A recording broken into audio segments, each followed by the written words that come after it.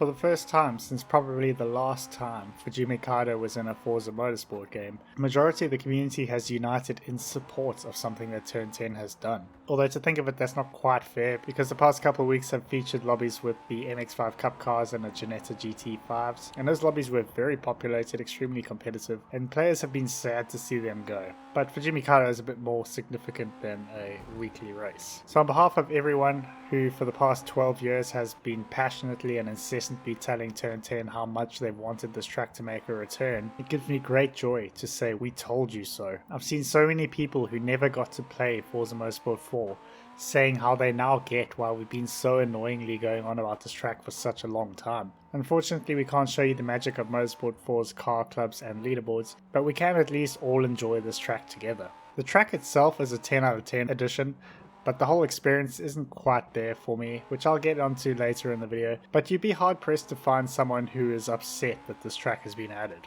Other tracks haven't really drawn the attention of many people. Hell, even the Nordschleifer wasn't exactly a needle mover, but the effects of Fujimi Kaido being added are clear.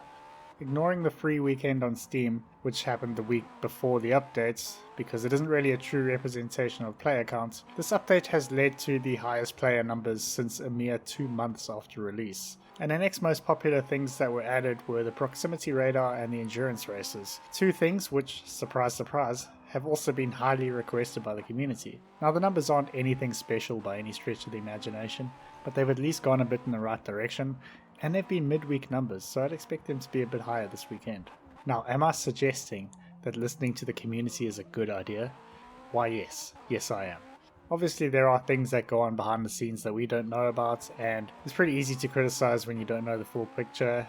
But overall, I think there has been a lot of ignoring of the community for years, and it's clear to see the results of that. I can only hope that this is the start of a sustained effort to reintroduce and introduce features the community has been asking for so long. Like the community features I mentioned earlier from Forza Motorsport 4, and custom public lobbies, which have also been missing since that game. If you've been around this channel for a while, you know I've not had a huge amount of optimism for the series in the past decade, but the addition of this track and it being done in such a faithful way has at least given me a reminder of the good old days of Forza Motorsport 4.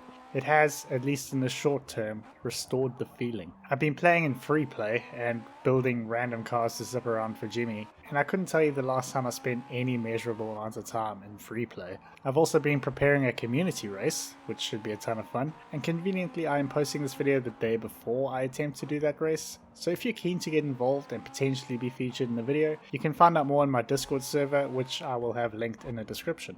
I fear my enthusiasm for this update will fizzle out after a couple weeks, and that is because it is lacking part 2 of what I said I would come back to YouTube for. The only thing I will come back for is Fujimi Kaido and point to point, which, you know, it's stupid to have one without the other. They kind of go hand in hand, and I think we can all agree that that's pretty unlikely. Wrong. Point to point is missing. I expected this to be the case, but it is still a bit disappointing nonetheless. What an opportunity it was to add more variety in game modes. I promise you, I would have spent so much time in the leaderboards, probably mostly in D class, and point-to-point multiplayer would have been absolutely fantastic. Just picture the rally-style roll-off delays between cars, not knowing how everyone stacks up until the end of each sector and eventually the end of the race. It's far less predictable than regular circuit racing. Overall, I think Turn 10 has actually been doing a pretty good job of trying to turn the game around from what it was at launch. The Steam reviews have gone from mostly negative to mixed, to now having the recent reviews being dangerously close to mostly positive, with 62% of recent reviews being positive. It's still not a fantastic number, but it's a hell of a lot better than the launch nightmare of below 40%. Honestly, after that launch and with the way games are just being killed off these days, I'm kind of pleasantly surprised that they've been persevering with this for such a long time. Drift has now been added, which has catered to a community that was left out at launch and added some variety, so now it's time for point to point. For now, I'll consider myself semi-unretired from YouTube, but I stand by what I said in my retirement video. If point to point does come back, it must be with leaderboards as well. I will consider myself unretired. At least as much as possible, because I work a lot more these days.